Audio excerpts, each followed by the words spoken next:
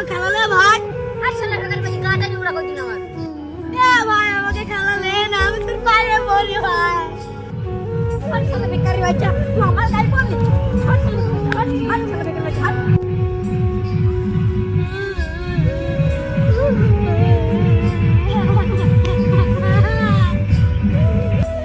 তোরা খেললেই নে, আমি তো বড় লোক, ভিখারি চাই দিদি তোদের কাছে। তোরা আমাদের খেলালেই নে, তোদের ব্যবস্থা করছি আমি। কত বড় লোক জানিস?